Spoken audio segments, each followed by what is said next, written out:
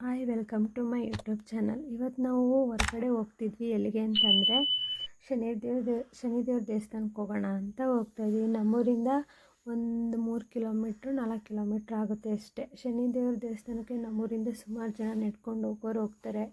ಅಕ್ಕಪಕ್ಕದ ಊರ ಕಡೆಯಿಂದನೂ ಹೋಗ್ತಾರೆ. ದೇವಸ್ಥಾನ ತುಂಬ ಫೇಮಸ್ ಅದು. ನಾನು ರಜೆ ಮಾತಾಡ್ಕೊಂಡು ಹಾಗೆ ಹೋಗ್ತಾ ಇದ್ದೀವಿ. ನಾನು ಸುಮಾರು ವರ್ಷ ಹೋಗೇ ಇರಲಿಲ್ಲ. ಆವಾಗ ಎಲ್ಲ ಅಮ್ಮನ ಜೊತೆ ಹೋಗ್ತಾ ಇದ್ದೆ. ಆಮೇಲೆ ಹೋಗೋದೇ ಬಿಟ್ಬಿಟ್ಟಿದ್ದೆ. ನನಗಂತೂ ತುಂಬ ಇಷ್ಟ ದೇವಸ್ಥಾನಗಳಿಗೆ ಹೋಗೋದು ಅಂತಂದರೆ. ಆಮೇಲೆ ಆ ದೇವ್ರ ಬಗ್ಗೆ ತುಂಬ ಜನ ಹೇಳ್ತಾರೆ ಒಳ್ಳೆಯದಾಗುತ್ತೆ ಅಂತ. ನಾವು ಫಸ್ಟು ಶ್ರಾವಣದಲ್ಲಿ ಹೋಗಿದ್ವಿ. ನಿಂಬೆಹಣ್ಣು ದೀಪ ಹಚ್ಚಿ ಬಂದಿದ್ವಿ. ಇನ್ನು ಲಾಸ್ಟ್ ಅಲ್ವಾ ಅಂತ ಹೇಳಿ ಹೋಗೋಣ ಅಂತ ರೆಡಿಯಾಗಿ ಎಲ್ಲ ಪೂಜೆ ಮುಗಿಸಿ ಬೆಳಿಗ್ಗೆನೇ ರಾಜು ಕೆಲಸಕ್ಕೆ ಹೋಗಿ ಬಂದಾದಮೇಲೆ ಹೊರಡೋಣ ಅಂತ ಹೊರಡ್ತಾಯಿದ್ವಿ. ಬೆಳಗ್ಗೆಯಿಂದ ಸಂಜೆ ತನಕನೂ ಪೂಜೆ ನಡೆಯುತ್ತೆ ಅಲ್ಲಿ. ಸುಮಾರು ಆಲ್ಮೋಸ್ಟು ಎಲ್ಲ ಜನನೂ ಬರ್ತಾರೆ ಅಲ್ಲಿ. ತುಂಬ ಚೆನ್ನಾಗಿರುತ್ತೆ ಅದೆಲ್ಲ. ನಮ್ಗೆ ಊರಲ್ಲಿ ಮತ್ತು ಪಕ್ಕದೂರಲ್ಲಿ ಎಲ್ಲ ಗದ್ದೆ ನಾಟಿ ಎಲ್ಲ ಹಾಕಿದ್ರು. ಎಲ್ಲ ವೀಡಿಯೋ ಮಾಡ್ಕೊಂಡು ಹಾಗೆ ಹೋಗ್ತಾ ಇದ್ದೀವಿ. ನಾನು ರೀಲ್ಸ್ ಮಾಡೋಣ ಅಂತ ಮಾಡ್ಕೊಂಡು ಹಾಗೆ ಹೋಗ್ತಾಯಿದ್ದೆ. ಅಲ್ಲಿ ನೋಡಿ ನಮ್ಮೂರು ಜನ ಎಲ್ಲ ನಡ್ಕೊಂಡು ಹೋಗ್ತಾ ಇದ್ದಾರೆ. ಏನು ಜಾಸ್ತಿ ದೂರ ಆಗೋಲ್ಲ. ಚಿಕ್ಕಲಾಲ್ದೇವನಹಳ್ಳಿ ಅಂತ, ನಮ್ಮದು ದೊಡ್ಡಲಾಲಹಳ್ಳಿ ಅಂತ. ದೇವಸ್ಥಾನದ ಹತ್ರ ಬಂದ್ವಿ. ಸಾಂಗ್ ಎಲ್ಲ ಹಾಕಿದ್ರು, ದೇವ್ರದ್ದು ಭಜನೆ ಎಲ್ಲ ಹಾಕಿದ್ರು. ವೆಹಿಕಲ್ಸ್ ಎಲ್ಲ ನಿಂತಿತ್ತು. ತುಂಬ ಜನ, ಸಖತ್ ಜನ ಇದ್ದರು ಮಾತ್ರ.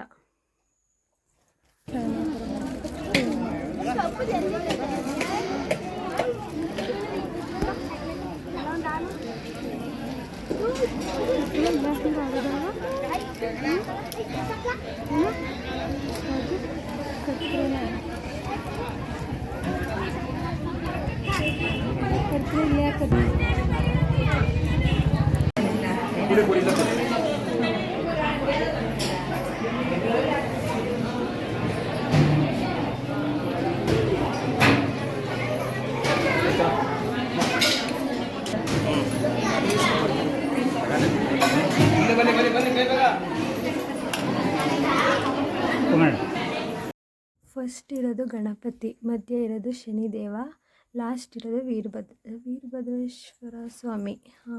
ವೀರಭದ್ರೇಶ್ವರನ ವೆಂಕಟರಮಣ ಸ್ವಾಮಿನ ದೇವ್ರ ಹೆಸರು ಸರಿಯಾಗಿ ಗೊತ್ತಿಲ್ಲ, ಜಾಸ್ತಿ ಹೋಗಿಲ್ಲ. ಇದು ಹೊಸ್ದಾಗಿ ದೇವಸ್ಥಾನ ಮಾಡಿದ್ರು. ಫುಲ್ ಚೆನ್ನಾಗಿದ್ರಲ್ಲ, ಕರೆಕ್ಟಾಗಿ ದೇವ್ರು ಕಾಣಿಸ್ಲಿಲ್ಲ. ಫಸ್ಟ್ ಟೈಮ್ ಹೋದಾಗಲೂ ಅಷ್ಟೇ ಸಖತ್ ರಶ್ ಇದ್ದರು ಮಾತ್ರ. ನೋಡಿ, ನೀವೇ ನೋಡ್ತಿದ್ದೀರಿ ಎಷ್ಟೊಂದು ಜನ ಇದ್ದಾರೆ ಮಾತ್ರ. ಎಲ್ಲ ಭಕ್ತಾದಿಗಳು ತುಂಬ ಜನ ಬಂದಿದ್ದರು. ನನಗಂತೂ ಗಣಪತಿ ಅಂದರೆ ತುಂಬ ಇಷ್ಟ. ನನ್ನ ಬಾಸ್ ಅವರು ಚೆನ್ನಾಗಿ ಅಲಂಕಾರ ಮಾಡಿದರು, ನೋಡೋಕ್ಕೆ ಚೆನ್ನಾಗಿತ್ತು. ನೀವೇ ನೋಡ್ತಿದ್ದೀರಾ.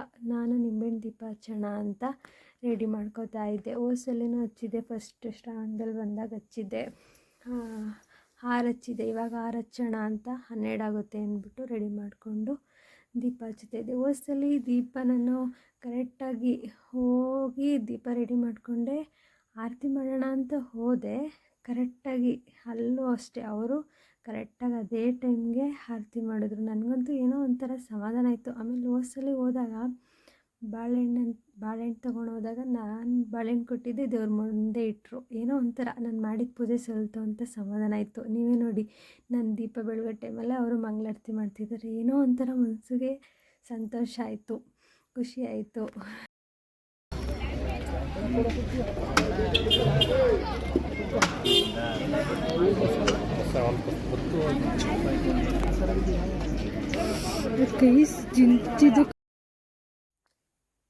ಪೂಜೆ ಎಲ್ಲ ಮುಗಿಸಿ ಕೈ ಮುಕ್ಕೊಂಡು ಬಂದ್ವಿ. ಊಟಕ್ಕೆ ಅಂತ ಕೂತಿದ್ರು. ಆಮೇಲೆ ಜಾಗ ಇಟ್ಕೊಂಡು ರಾಜು, ಆಮೇಲೆ ನನಗೂ ಜಾಗ ಇಟ್ಕೊಂಡ.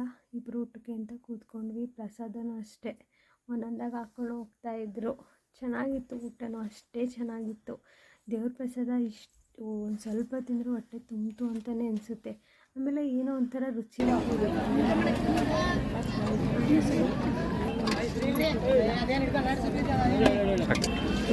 ಸಾಂಬಾರಾಗಲಿ ಏನೇ ಆಗಲಿ ಚೆನ್ನಾಗಿತ್ತು. ಆಮೇಲೆ ಹೊರಡ್ತಾಯಿದ್ದೀವಿ. ನೀವೇ ನೋಡಿ ಎಷ್ಟು ಜನ ಇನ್ನೂ ಬರ್ತಾನೆ ಇದ್ದರು ಜನಗಳು. ನಮ್ಮೂರಿಂದ ಇನ್ನೂ ನೆಡ್ಕೊಂಡು ಜನ ಹಾಗೆ ಬರ್ತಾಯಿದ್ರು. ಇದು ಊರು ಅಷ್ಟು ಇಂಪ್ರೂವ್ ಆಗಿರಲಿಲ್ಲ. ಇವಾಗ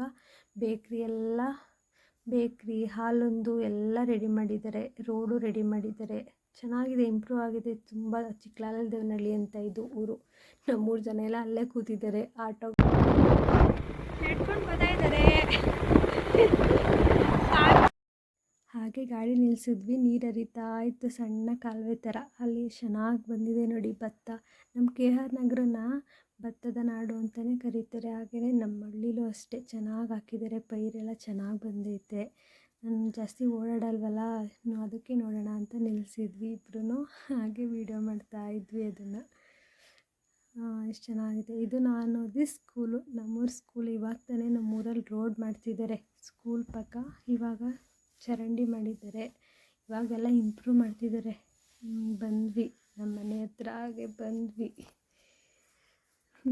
ಅಮ್ಮ ಫೋನ್ ಮಾಡ್ತಿತ್ತು, ನಾನು ಸುಮ್ಮನೆ ರಿಸೀವ್ ಮಾಡಲಿಲ್ಲ, ಅಲ್ಲೇ ಬಂದೆ ಅಂತ. ರಾಜಗದನೆ ಅಷ್ಟೇನು ರಶ್ ಇರಲಿಲ್ಲ, ಬೇಗ ಮನೆಗೆ ಬಂದ್ವಿ. ನಮ್ಮಮ್ಮ ಫೋನ್ ಮಾಡಿದ್ದಾಗಲೇ ಹಸು ಮೇಯ್ಸಕ್ಕೆ ಹೋಗಬೇಕು, ಬೇಗ ಬಾ ಅಂತ.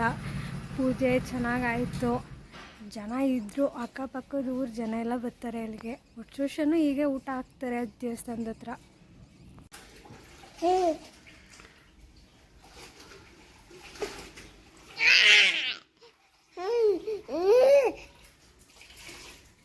ದೇವಸ್ಥಾನದಿಂದ ಬಂದರೆ ಏನೋ ಒಂಥರ ಮನಸ್ಸಿಗೆ ಸಮಾಧಾನ. ನನಗಂತೂ ತುಂಬ ಏನೋ ಒಂಥರ ನಿರಾಳ. ಇಲ್ಲ ದೇವ್ರ ಪೂಜೆ ಮಾಡೋದಾಗಲಿ ಅಥವಾ ದೇವಸ್ಥಾನಕ್ಕೆ ಹೋಗಿ ಬರೋದಾಗಲಿ ಏನೋ ಒಂಥರ ಮನಸ್ಸಿಗೆ ತೃಪ್ತಿ.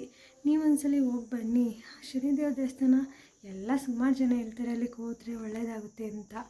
ನಾನು ಅವಾಗವಾಗ ಅಂದರೆ ಮೊದಲು ಯಾರೂ ಕರ್ಕೊಂಡು ಹೋಗ್ತಿರ್ಲಿಲ್ಲ.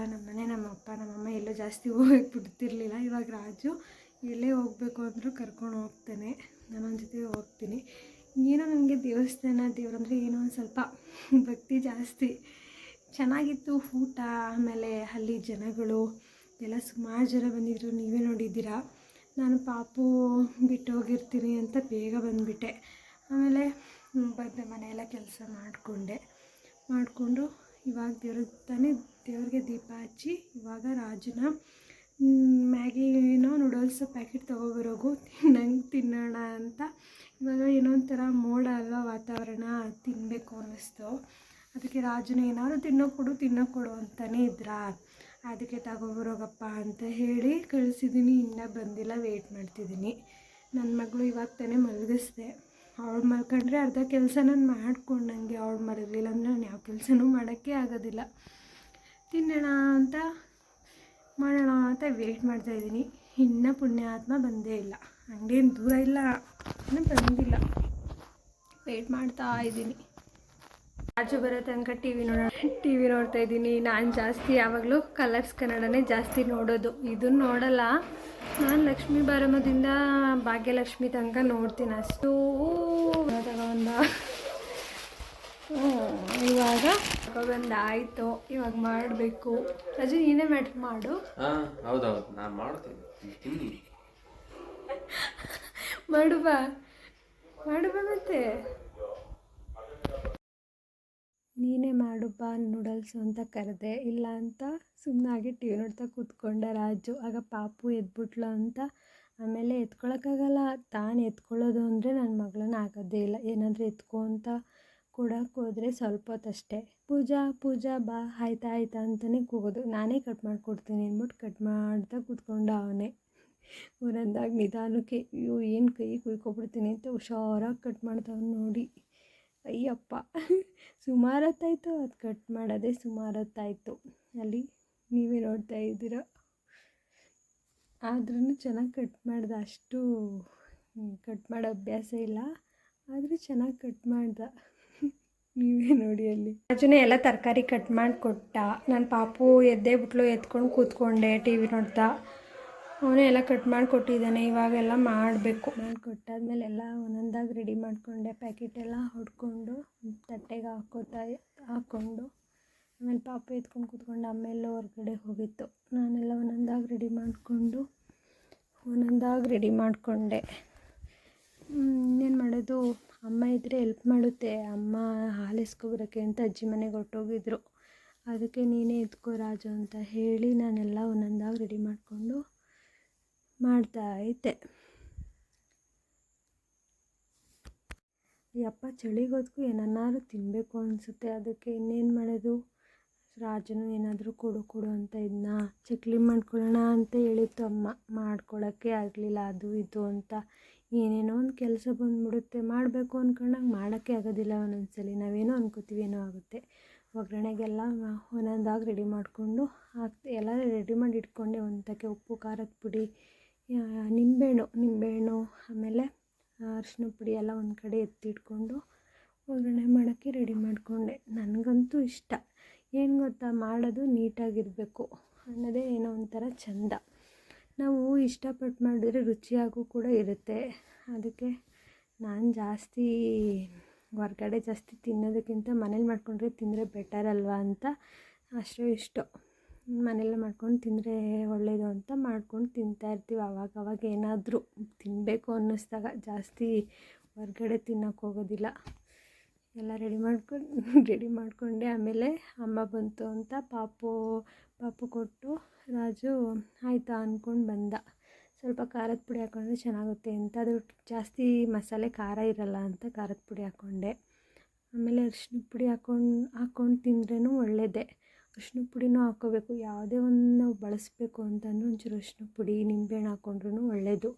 ಅದಕ್ಕೆ ನಾನು ಏನು ಮಾಡಬೇಕು ಅಂದರೆ ಅಷ್ಟೇ, ಸಾಂಬಾರಿಗೂ ಅಷ್ಟೇ ಸ್ವಲ್ಪ ಅರಿಶಿನ ಪುಡಿ.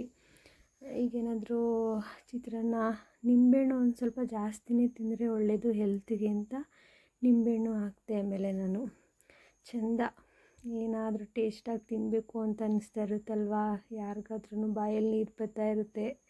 ಏನಾದರೂ ಚಳಿ ಇದ್ದಾಗ ಹಂಗೆ ಅಲ್ವಾ, ಅದಕ್ಕೆ ಏನೇನಾದರೂ ಫ್ರೀ ಆದಾಗ ಮಾಡ್ಕೊಂಡು ತಿಂತಾಯಿರ್ತೀವಿ.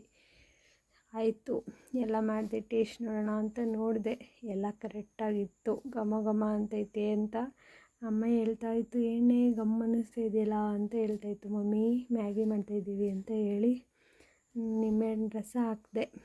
ಚೆನ್ನಾಗಿತ್ತು ಟೇಸ್ಟು, ಎಲ್ಲ ಕರೆಕ್ಟಾಗಿತ್ತು, ಪರವಾಗಿಲ್ಲ ಅಂತ ಅಂದ್ಕೊಂಡೆ. ನಾನು ಕಾಲೇಜ್ಗೆ ಹೋಗ್ಬೇಕಾದ್ರೆ ಜಾಸ್ತಿ ಅಡುಗೆ ಮಾಡ್ತಿರಲಿಲ್ಲ. ಜಸ್ಟ್ ಹಾಗೆ ನಮ್ಮ ಅಮ್ಮನೇ ಮಾಡ್ತಿದ್ದಿದ್ದು. ನಮ್ಮ ಅಮ್ಮ ಏನು ಮಾಡ್ತಾರೆ ಅದು ಹಾಕಿರ್ತಾರಲ್ಲ ಅದನ್ನು ನೋಡಿಕೊಂಡೇ ಕಲಿತೆ ಹೊರತು ಅಮ್ಮನ ಹತ್ರ ನಾನೇನು ಹೇಳಿಸ್ಕೊಳಕ್ಕೆ ಹೋಗಲಿಲ್ಲ. ಅಷ್ಟು ಇಷ್ಟು ಸುಮಾರಾಗಿ ನಾನು ಮಾಡೋದು ಕಲಿತೆ ಅಡುಗೆನ. ಆಯಿತು ಮಾಡಿ ಇವಾಗ ಇಬ್ಬರು ಆಚೆಲಿ ಕೂತ್ಕೊಂಡು ಚಳಿಗೊತ್ತು ತಿನ್ನೋಕೆ ಚೆಂದ ಅಂತ ಇಬ್ಬರು ಕೂತ್ಕೊಂಡು ತಿಂತಾಯಿದ್ದೀವಿ. ಟೇಸ್ಟ್ ನೋಡ್ತೀನಿ ಹೇಗೆ ಅಂತ.